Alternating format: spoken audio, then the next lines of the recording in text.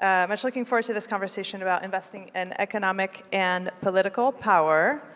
I'm particularly excited about it because I used to run investments at New Media Ventures, which is an outfit that funds progressive political power building organizations. And I kept seeing over and over how donors who are backing communities, community organizing, kind of kept missing opportunities to support those same communities to build economic power and kind of self-determination. And similarly now at Transform Finance, where a lot of my work is actually more about building economic power and supporting cooperative ecosystems and things like that. Too often, the connection to political power is overlooked. So I've been on this like, oh, these two worlds are so close, but not really talking to each other. And so I'm really thrilled to have a panel of folks who are actually at that intersection, building solutions, deploying capital, and building solutions to support communities in building their economic and political power together. Starting on the end here, we have Erin McClellan, who's the director of the Partnership Funds, which is a funder collaborative that advances community and independent political power. And then Nick Carter is the Technology, Capital, and Governance Advancement Fellow at the State Power Accelerator, which backs community organizers to build businesses that can help grow their political and economic power. And then Hans Hau is the Integrated Capital Officer of the Restorative Economies Fund at the Kataly Foundation. And Kataly provides non-extractive investments and grants to community-owned and governed projects that build political, economic, and also cultural power. So already you can see these folks are really at this intersection. And before we dive in, really wanted to get a sense of like who's in the room and kind of what brings you to this conversation today, bright and early. We feel so grateful to have your attention, and your precious time. So maybe to start, I'd love to hear a little bit of like affiliation. I know people wear many hats, but a sense of, if you're more a solution builder, so maybe you're a movement leader, you're a capacity builder, like if you're more of a solution builder, can you raise your hand? All right, that's about half, maybe, a little bit less than half. If you're more on the funding side, you're an investor, a grant maker, an advisor, on capital, could you maybe raise your hand? All right, it's about a third. And if you're some other, maybe you do research, you do field building, you're kind of in that other kind of in-between zone. Could you raise your hand? All right. Thank you. I feel it's a really nice mix of solution builders and folks who can fund them. Okay, one more show of hands. I am curious to hear and to see a little bit your connection to, like, is your work more on the political power building, on the economic power building, both, neither, to get a sense of, kind of, are we doing a 101, 301? Should we flip the panel and have you all tell us? So would love to hear that. So if your work is connected to political power building, if you could raise your hand. All right, just a few. Okay, more on the economic power building. A lot more. Okay, got it. People who do both. Nice, all right. And then folks who are like, I don't even know what you're talking about. I saw the word power, I was very curious about it. This is a time where these questions matter. Like, here to really kind of maybe bring that into their work, but haven't already. Anyone? All right, yes, wonderful. Okay, thank you all so much. So we have prepared questions, and you have cards. If you don't have a card to ask, for Q&A, please, you can fill it in, and then Kamal at the back will collect them, and kind of we'll use that for the Q&A portion. But one more audience participation. Would love to hear a couple of just like shout it out. Like, what are you hoping to learn this morning? Any topics that are top of mind that we can try to weave into our answers? Any burning questions? Any, topics of interest? Anyone want to be brave?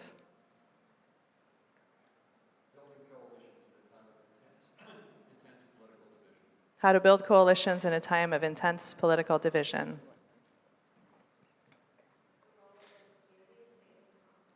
The role of this community, by SOCAP is what you mean, in saving our democracy. One more. Go ahead. How to be political How to be political in these divided times while maintaining professionalism. All right. That's a tall order. I know that we'll be saving this democracy quite today, but at least we can give you some ideas and some starting points, and hopefully some places to start and some new ideas. So maybe let's start. I know when I joined New Media Ventures, I was like, what even is this thing of power? I used to be in corporate sustainability work, and I was like, power? What even does it mean? So, and we have a few folks who are maybe newer to this topic. So let's maybe start by defining our terms, like what do we mean by economic and political power? What do those words even mean? Maybe Erin, if you want to kick us off. Good morning, family and beloved. It's so wonderful to be with you today. I'm Erin Dale, and I live in North Carolina, so I'm a Southerner. It's important for you to know that. So when I think about power, it really is. You're like, what? When I think about power, I really go to what the Partnership Funds defines as power. We spent like 2 years building a definition internally. And if you look at this QR code, you'll see a slide from that presentation. You can check it out later. But essentially, we talk about power as living energy. And we talk about power as the ability to define reality, to set an agenda, to implement the agenda, to maintain the agenda, and then to be able to do that again. So for us, power is cyclical. It's also elusive. It changes. You know, one day you have power, the next day you may not. So this idea of power as evolving. And then we also root ourselves in different types of power because power has many forms. So I want to name spiritual power. I want to name narrative power, modeling power, alongside this economic and political power. The biggest thing for our work is to redefine power outside of the hierarchy. So, you know, that's the traditional definition, like who has power at the top, they dominate over everybody else at the bottom. And so that's pretty limited for us. We want to have a more expansive definition of power so people can see themselves inside of it. So, for example, you can have modeling power. So as an investor putting resources into restorative work, you're ending up modeling that for other people. Then they have more courage to do it. Then more of us are doing it. And I would cite Kataly as a most excellent example of that, changing work across the country from their restorative framework. And I also want to talk about economic power particularly. So when we think about economic power, we want our communities to be able to have control over and own their own resources and assets. So for us, economic power is about having a sharing economy and being able to share our resources within our community. So outside of this idea of who controls labor and who controls the means of production, we want to expand our own definition of power to include the honoring of the natural resources of the earth as an example. So an economy that is restorative over an economy that is extractive, being the ability to be able to move into a restorative economy would require a deep amount of sort of economic power. And you build power in community and in organization. So the last thing I want to say is I want to honor one of my elders, the Saladin Muhammad, may he rest in peace and power, and he would talk a lot about you build power in community, not as individuals, or to get away from this idea of the power of the individual. And I think that that's something that all of us at SOCAP can begin to do. Our country idolizes individual power, but what we need is community power, and what we need is collective power and restorative power. And then I'll see if others want to add to that definition or expand on it. Just happen to be next door here. Hello. There we go. Well, and good morning to to everybody, and thanks for making this the start of your SOCAP day. Just to add to all of that, I think very quickly, I mean, the way I think of it, specifically in the context of the State Power Fund and State Power Accelerator, the capacities necessary to advance the interests, particularly of, as Erin described, independent political organizations. So a question maybe for the group, how many folks feel like the two-party system in American democracy is functioning well? And let's say even before 2016. Raise your hand if you think things have been going just fine. Yeah, not surprisingly. And so I think a big reason for that, there's a political economy between how our elections work and who decides who's on the ballot, what issues are prioritized, how campaigning is done. And it's not an accident that particular tactics are elevated over others. And so I think about power in this context, the economic, the political economy behind it, and you have winners and losers just like in any other market. And reclaiming power is taking more of an ownership role over those means of productions and how we do civic engagement, quote unquote, save democracy work, et cetera. And there's businesses associated with that. Thank you. Anything to add? Yeah, well, good morning, everyone. Thanks for being here. I think I can't think about power without really referencing the restorative economics framework that Kataly Foundation CEO Amaka Akbar really developed. That I think will sort of inform why political, economic, and cultural power is so central to the foundation's mission. So restorative economics is about repair, relationship, and self-determination, an approach to capital that recognizes that people, communities, are the experts of their own futures, right? So this is not about just giving money or resources or capital away, but about reshaping the relationship between wealth and power. And the framework asks a simple but profound question around how can we use capital to repair harm, restore relationships, and return control from people from whom it was extracted. So when I think about power, and then specifically economic power, it is the ability of people and communities to control and steward their own resources, right? Whether it is land, labor, infrastructure, physical assets, to decide how the value is created and shared among people.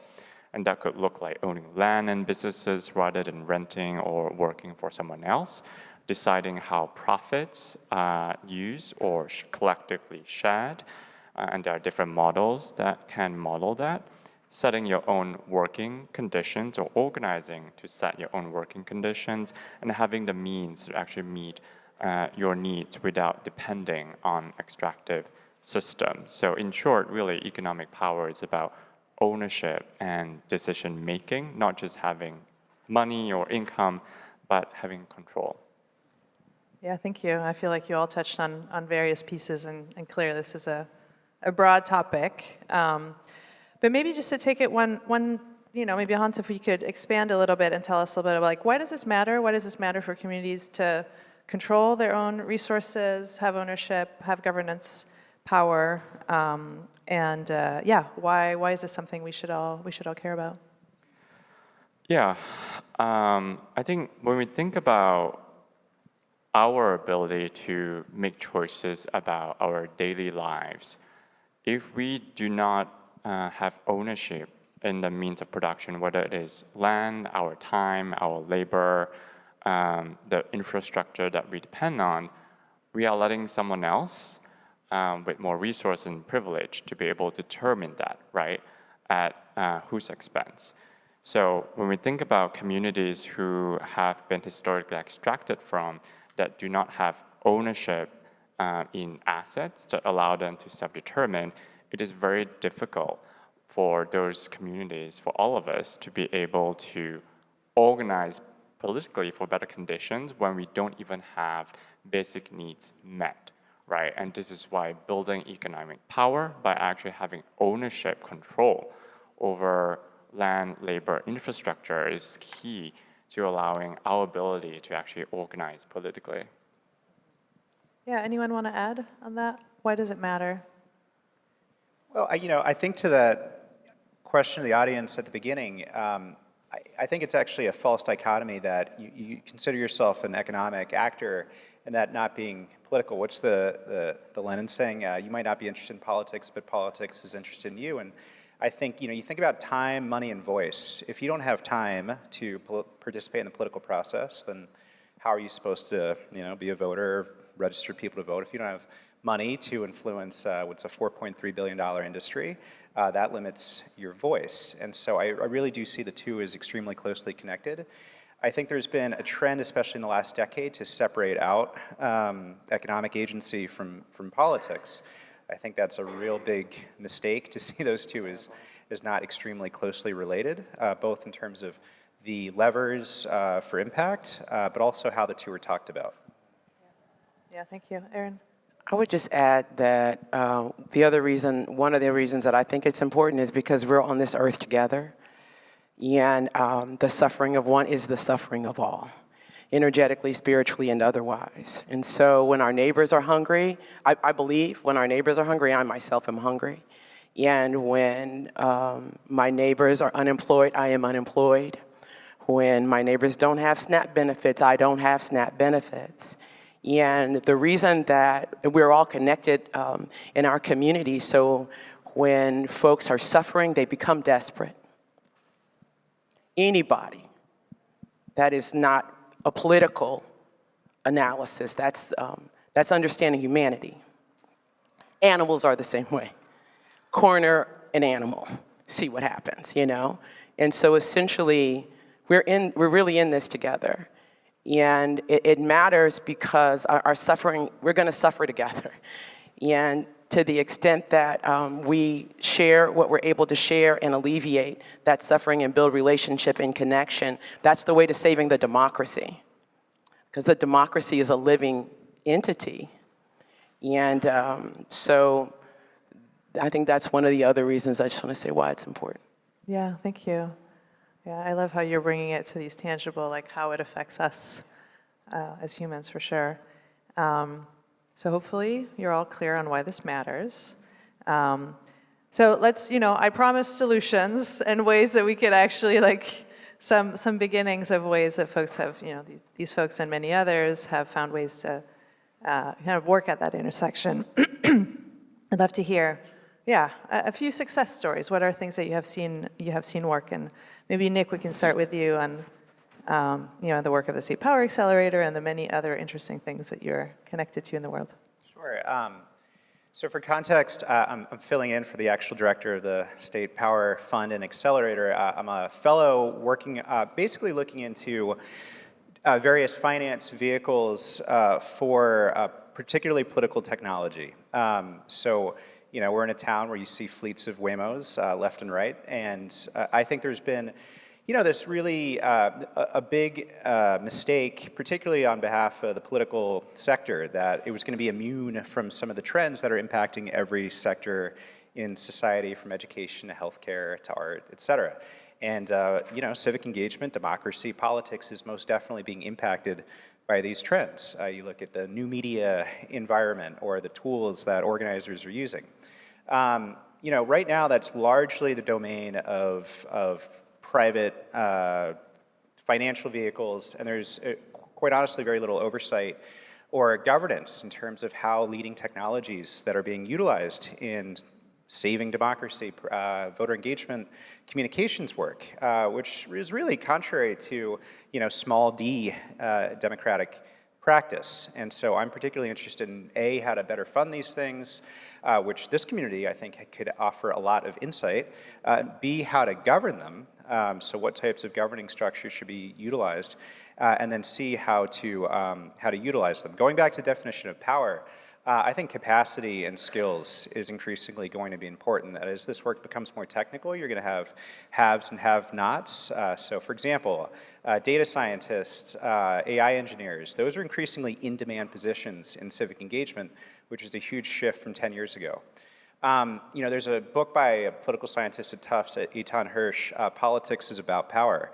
There's another quote, politics is not given, it's taken. And so I want to really stress that and how important it is that particularly independent political organizations have the resources and time and capacity necessary to advocate effectively for their issues. And I think the environment that we're in is very different than it's been before, regardless of your sort of political persuasion.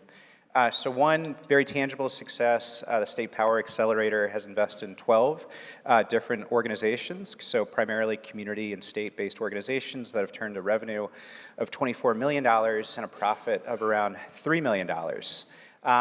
You know, that's not the biggest numbers in the world when you consider it's a $4.3 billion industry and very likely to be 4.5 by next year. But it's a start, and I think it's extremely important that we start thinking about this as not, you know, a guaranteed loss, that you're putting money into some sort of abyss that never comes back to you, which is traditionally how civic engagement philanthropy has worked. But increasingly you have, whether it's door knocking, canvassing firms, technology companies, messaging testing platforms that can be invested in. And I'm particularly interested in expanding the on-ramps so more people can get involved in that work. And it's definitely something we're going to see a lot more of in the coming years.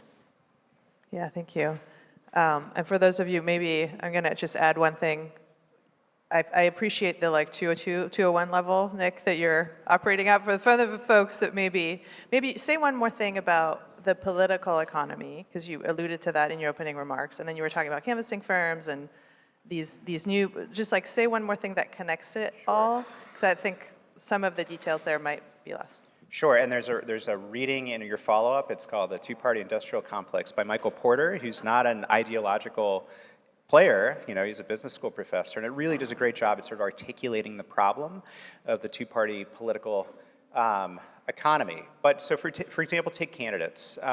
You know, how candidates are decided. There's a lot of interest right now in like better and newer and younger and different candidates. But, you know, firms have a huge influence over that. You know, the money it takes to recruit and prop up a campaign, for example, is no, you know, small matter. And so that's a particular example of how that impacts some of the things you're reading about in the headlines right now. Yeah, thank you. Hans, do you want to share some examples of things that you've funded or invested in and some solutions? Yeah, happy to. I'll share one example of many that Kataly has funded. One is Seed Commons, which is a national cooperatively governed loan fund. If we think about wage growth in this country for decades, wages for workers have not kept up with inflation for the longest time, right? And even with workers' ability to form unions, workers don't have access to the same economic benefits that they would have if they're not owners of the business, right? And that's why worker co-op businesses are so important in the economy. And Seed Commons is a national network of non-extractive loan funds that provide non-extractive investments to help those cooperative businesses grow, scale, and get the kind of technical assistance that is needed. Because, you know, running a business requires some level of education as well as governance practices that requires investment. And I want to stress the importance of non-extractive finance that is being used by Seed Commons when they are providing that capital. And they have a very simple principle. An investee or borrower will never be worse off after working with us than before. I think for funders and investors in the room, if you ask yourself that question, whatever projects that you are funding, whatever funds you are making investment in, is the borrower, are the people and communities that you are funding, are they better off or worse off with the investment that you made, and why? And Seed Commons is pretty explicit about using non-extractive finance to make sure that the borrower is better off, and then pass down those benefits to their employees and their families. Yeah, thank you. I want to hear about the Collective Courage Fund. But first, after this, we'll do Q&A. So if you have a card, now is the time to like pass it. And if you could pass it to Kamal, and I don't know if anyone else can collect Q&A, so I can kind of look through. And we already got a few, you know, in the beginning, some thoughts, but now's time to submit questions if you haven't already.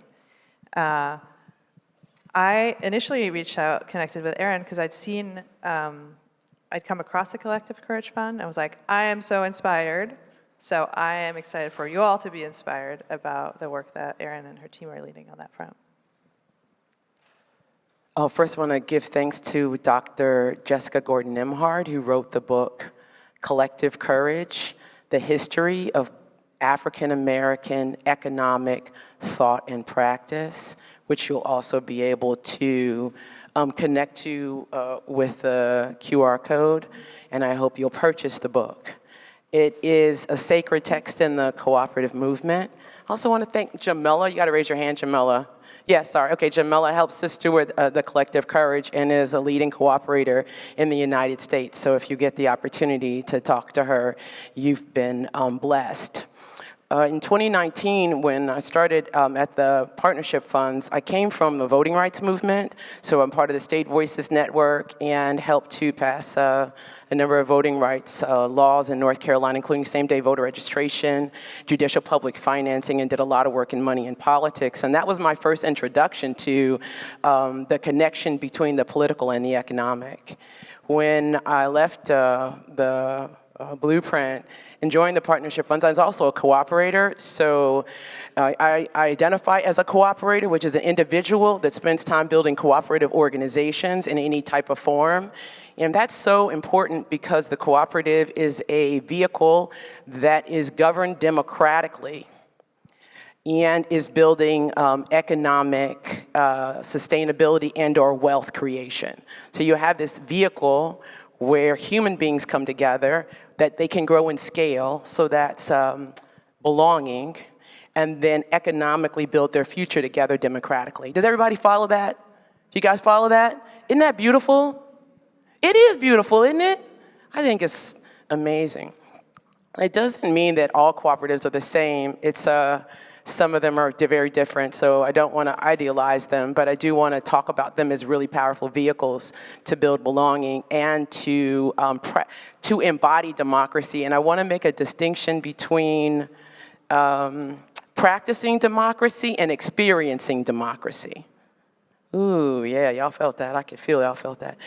So, you know, the practice of democracy, I go to vote, is actually sometimes an empty practice, particularly because of how districts are drawn, so redistricting, how candidates are chosen. All of these other things make it very difficult for us to get everyday people out to vote and to have that vote count. It takes a lot of work, doesn't it, Nick?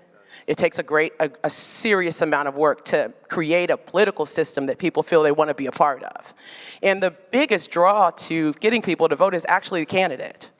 And the biggest barrier is that they don't have enough information. So essentially the cooperative model allows people to join an organization and then practice democracy. We decide things together.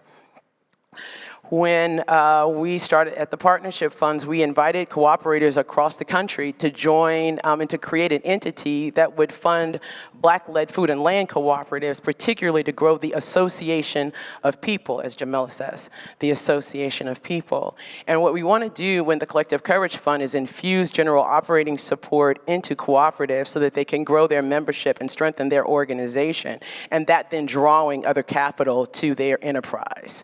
So this is the beautiful thing about the work.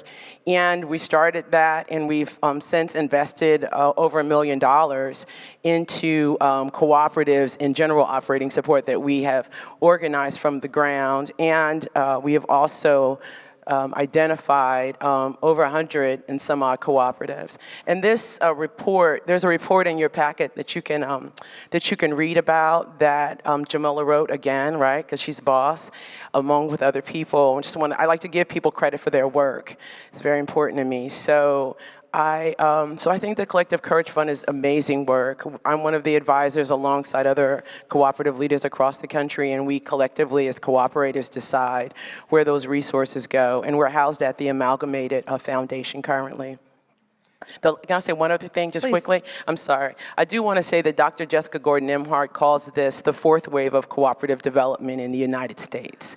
So when you get the opportunity to check that book out, I really invite you to see the cooperative movement and the growth of that movement as one of the paths to actually saving our democracy, hence we practice it every day. Thank you very much. Yeah, thanks, Nick. You wanted to jump in?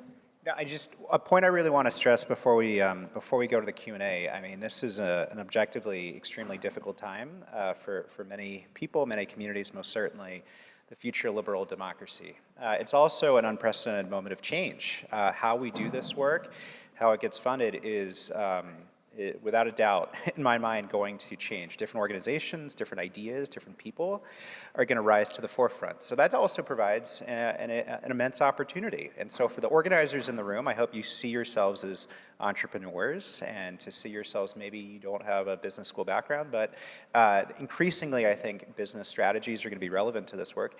And then for the entrepreneurs, to see yourselves as organizers and that your skills and expertise from building businesses and investing, I do think most definitely has a role to play in not just saving our democracy, but advancing it into this very interesting 21st century. Yeah, thank you. Thank you all. I want to come back to a question we had in the beginning for those who weren't here. Someone was asking, you know, the majority of folks in the room were more on the economic power side of things. And for those folks, actually talking about politics in the workplace might be difficult, right? You don't know political affiliations. It can feel a little risky or dangerous. And I think, you know, sometimes we're talking about politics like who's at the top of this hierarchical system, but politics can be maybe thought about more expansively in political power. So just if you have a thought on like where to get started for folks who are like, oh, this is outside of what I do day to day, might feel a little bit risky. Yeah, a place to get started.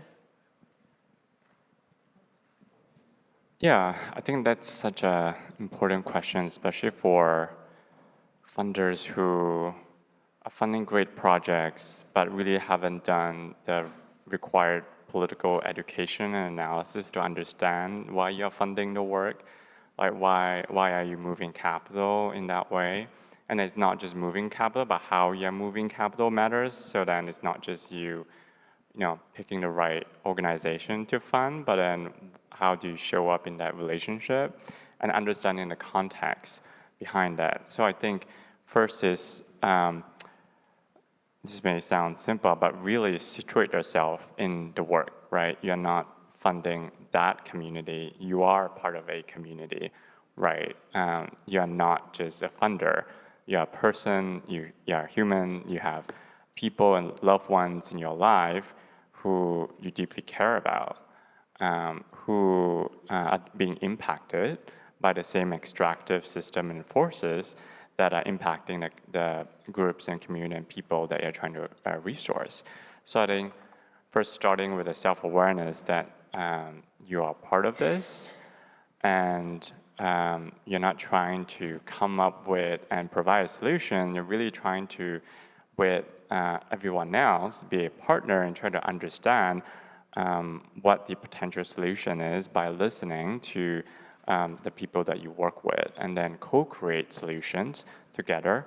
And then your job is to then move capital in a way that's not gonna make it burdensome for organizations.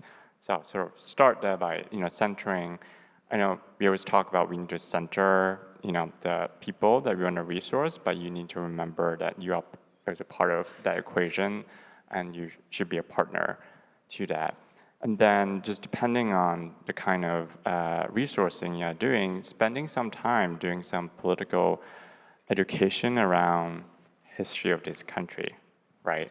I'm an immigrant. I did not grow up in the US, and after immigrating to America, did the education that I needed to understand what happened in this country that has now created conditions that made it very difficult, and now in this time even more difficult for Black, Indigenous, and all communities of color to be able to self-determine in this country.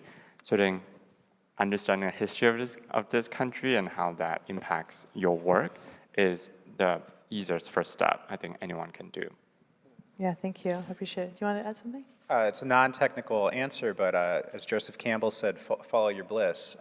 Politics and power is not operating in a particular domain. I think there's a lot to do right now, and I'm pretty sure that you can align your other interests, whether they're personal or professional, with any desire to be impactful in the democracy space and not to see yourself.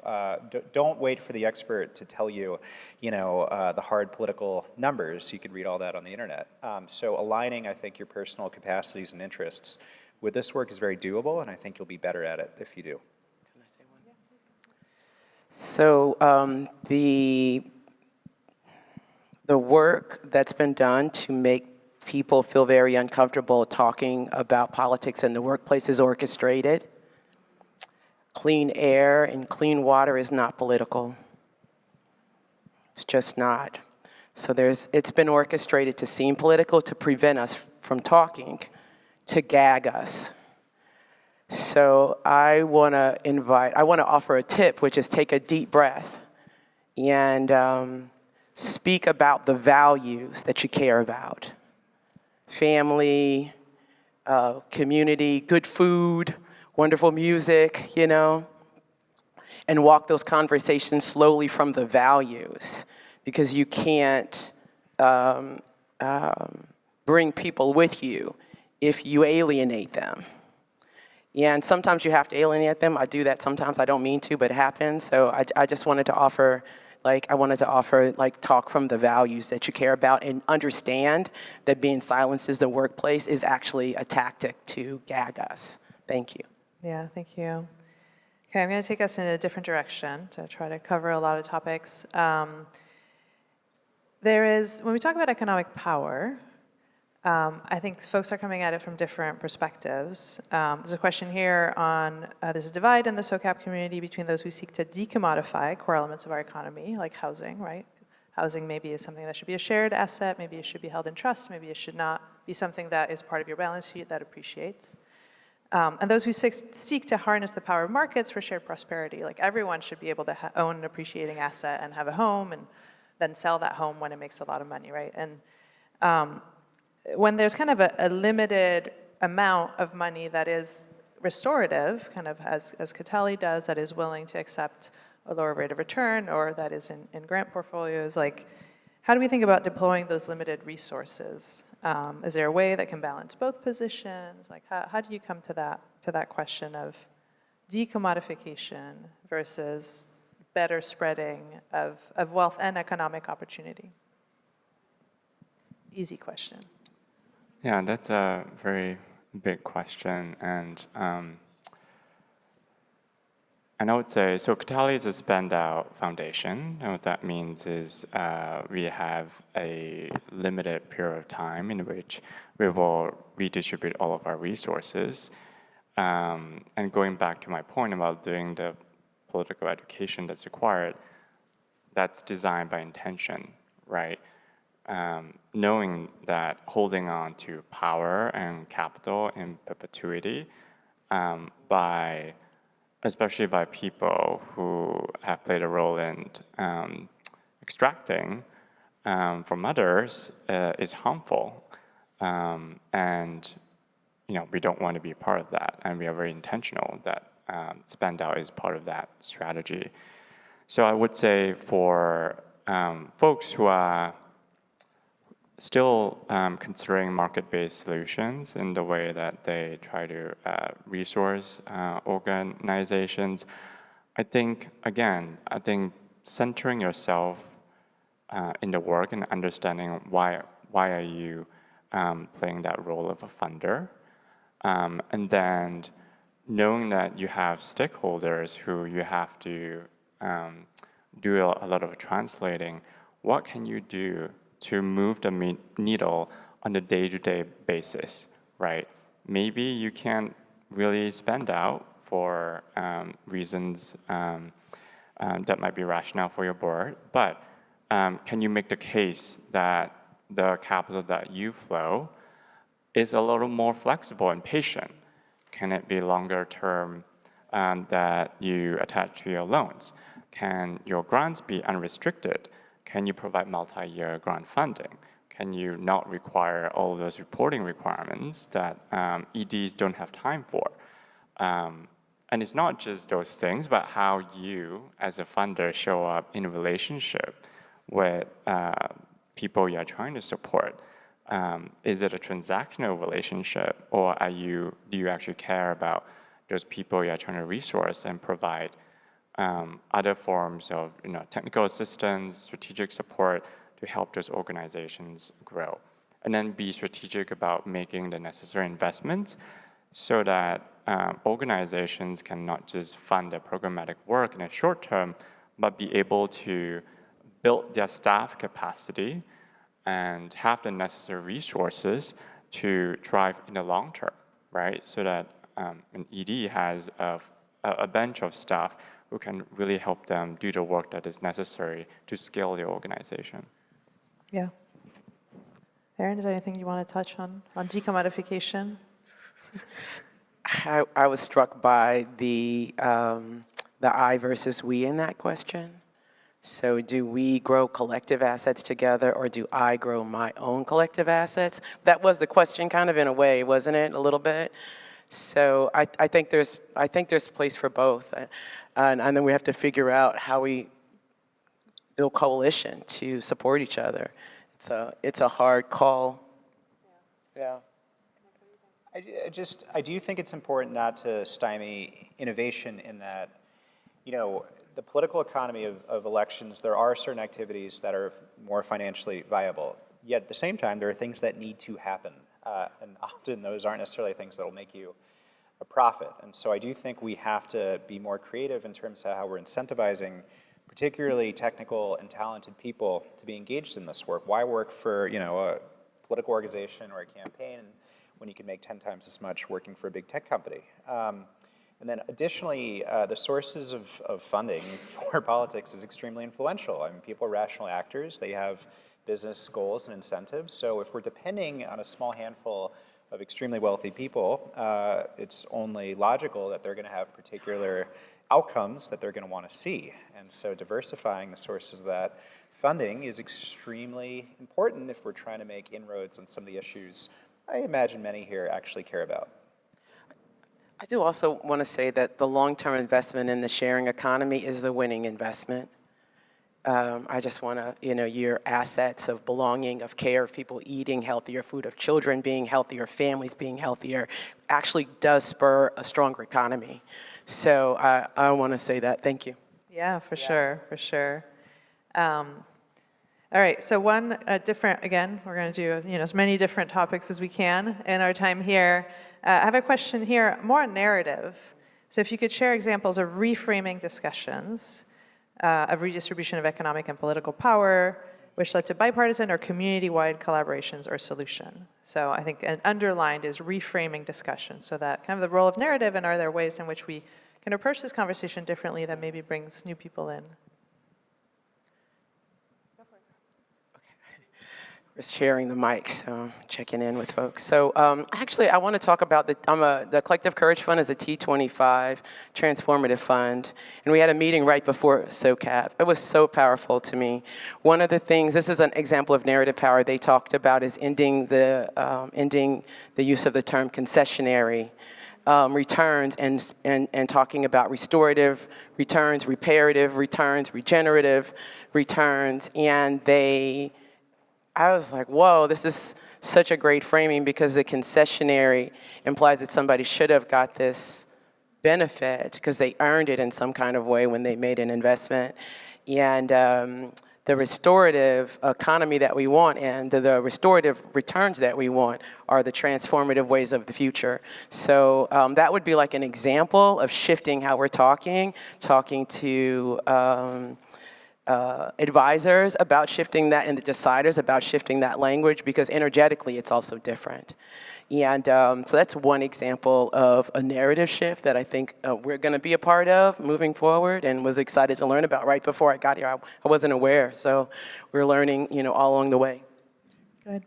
So like within, the world of operatives and funders, I do think efficiencies and impact are very relevant to this conversation, that if you actually want to use your resources effectively.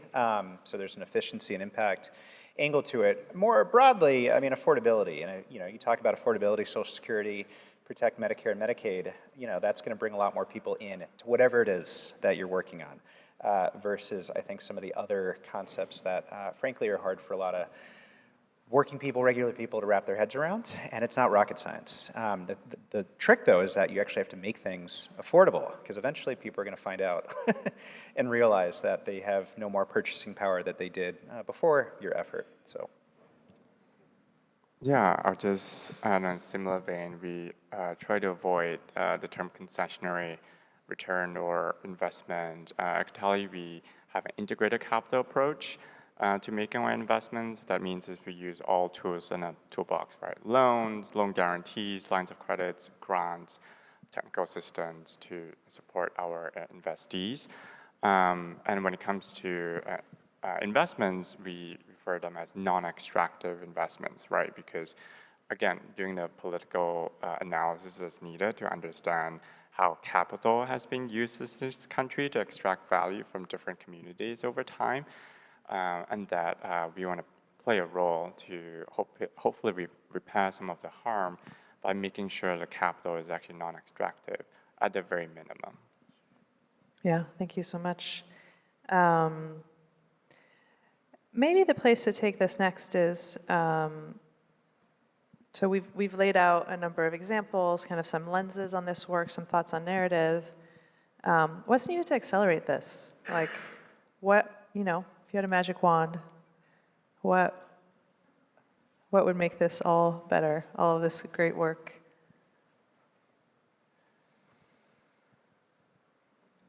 It's always a hard question.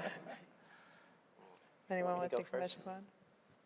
What was your first thought? What was your first thought? Okay. Conversation within the conversation. Yeah, what was your first thought? I want to know. My first thought, honestly, is people like Julie who can bridge different camps. I really do feel that we're in a moment where different skill sets, expertise are going to be increasingly valuable. And so long gone, I think, where the political expert is going to rule the day because things are just changing so quickly.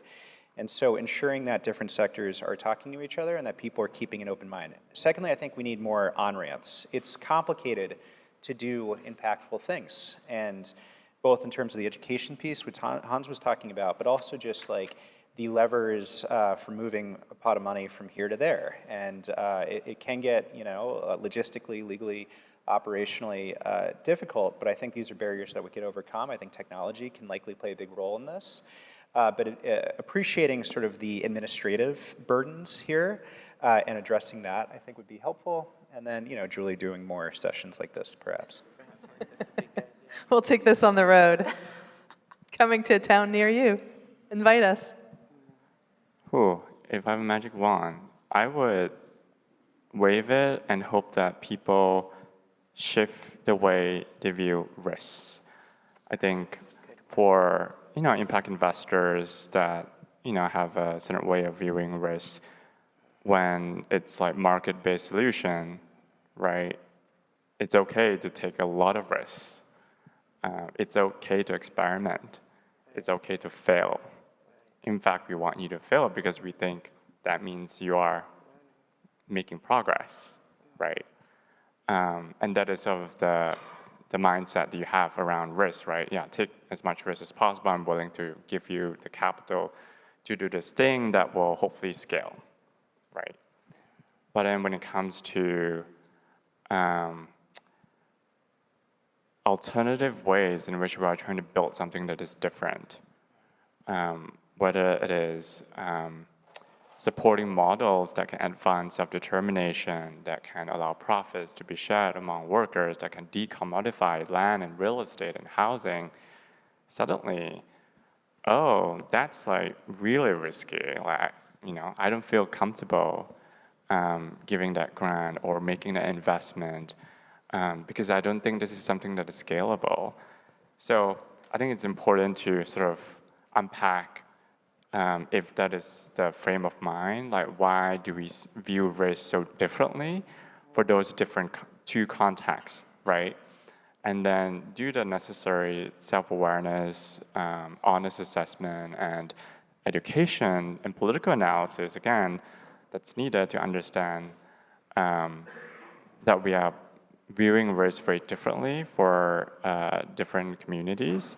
And maybe we just need to shift our thinking and bring ourselves into the work or at the outset, let the work transform you, right? Be willing to let the work change you. Like, it's not just a job, right? That, by meeting the people that you're trying to influence and resource, hopefully they can change your worldview and change the way you move when it comes to capital and relationship. Thank you. Yeah, so good. Yeah. So good. I thought about a personal story I wanted to tell. Please. So my father is a finance officer in the Army, and he retired when I graduated from high school. He goes to my uncle for financial advice, so I go to my uncle. And I got a little 401k, and I was so happy it was growing. And then I turned around, and it was down like $20,000, something like that. I don't know exactly when, I'm just sharing you the story. And as a working single mother, I had a stroke. I had nearly a heart attack. I know for some people, that's nothing, but for me, I was like, are you kidding me? So I call my uncle and I say, Uncle, it dropped. Should I just cash it out and go get some land right now? Should I do that? And he was like, no, stay with it. Stay patient. It's gonna come back around. Yeah, and I was like, I wanted to say, you smoking crack, give me some. But he was like, it'll come back around, do not cash it out. So I was like, oh my God. I can feel my body just shaking thinking about it. So, okay, then it goes back up. It does eventually. I don't know, some period later it goes back up. But then it dropped again. So I was like, no, Uncle, shut up. Same thing. And then I got an advisor. The advisor said, stay in it for the long haul. It's gonna come back around. Stay in it, you learn in the long game. And there was also the Southern Partners Fund investor is on that board. Stay in it for the long haul. Stay in it for the long haul. And I wonder, what would it be like if we built the restorative economy without this idea of risk and stayed in it for the long haul? Yeah, it is very interesting, having worked more in venture before, where risk was like, fail fast, move fast, break things. And then you're like, well, do you have the track record? What is this employee ownership thing? So. Okay, I love this question. What are you reading or listening to inspire you and your work? You alluded a couple times. You'll see in the back, and we'll pass it around. We put together a few resources, so you all can scan. I did not print a million. My home printer would not have handled this morning, but you can find us to get the code, or it's in the back too, and you'll have some resources. So that's a starting point. But I think it would be great to hear what you're reading and listening to inspire you in your work, but maybe there are things that are less worky. You mentioned Jessica's amazing book. There's a number of resources there, but anything that brings you joy that you're reading, listening, recommendations in these moments that sometimes you need a little bit of uplift.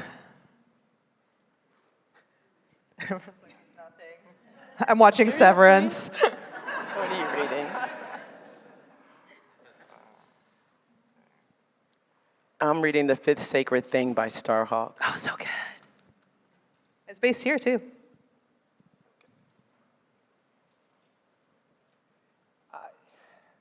Your mic. Oh. So I usually didn't consider science fiction to be credible, that it wasn't relevant to the hard-hitting political analysis that I felt compelled to obsess over. But lately I found it very useful, Neil Stephenson in particular. His book Termination Shock, which I think is also very reflective of philanthropy's sort of broader set of challenges and the climate right now.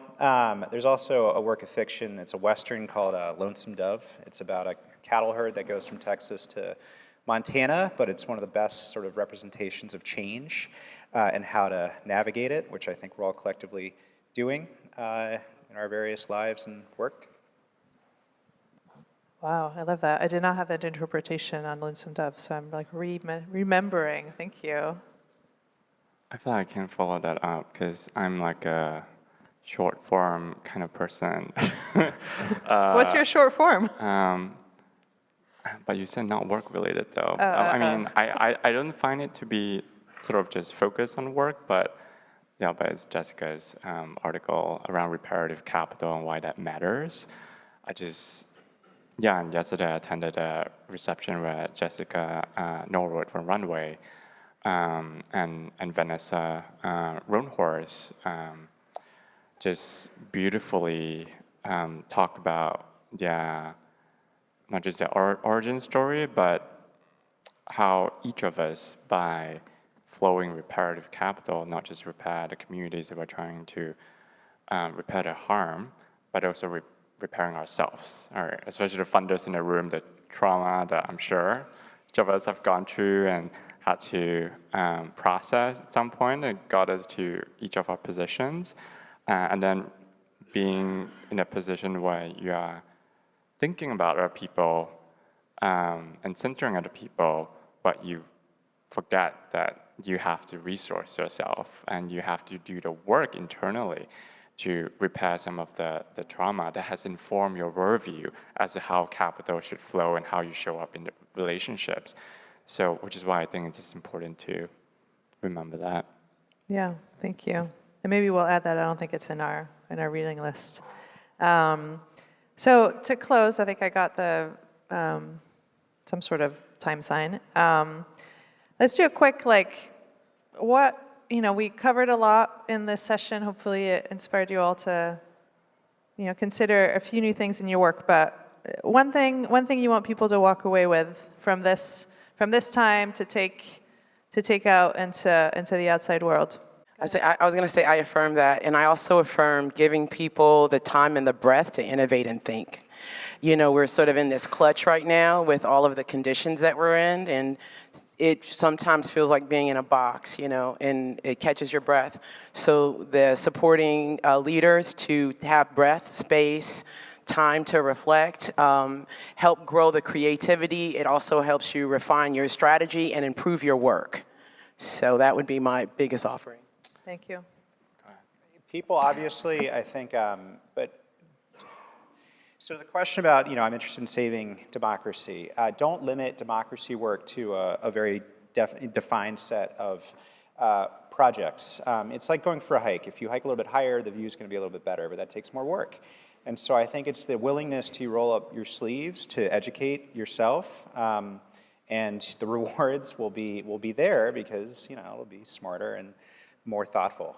So essentially, it's a call to put in the work and not to have a closed definition of what power and democracy work looks like. Thank you. Yeah, I would affirm what everyone has shared, especially seeing people's humanity and centering people. And I think for those with power, you have to ask yourself, are you willing to give up power so that others can gain it? Are you willing to take more risks so that others can take less risks at their expense? So always, remember that.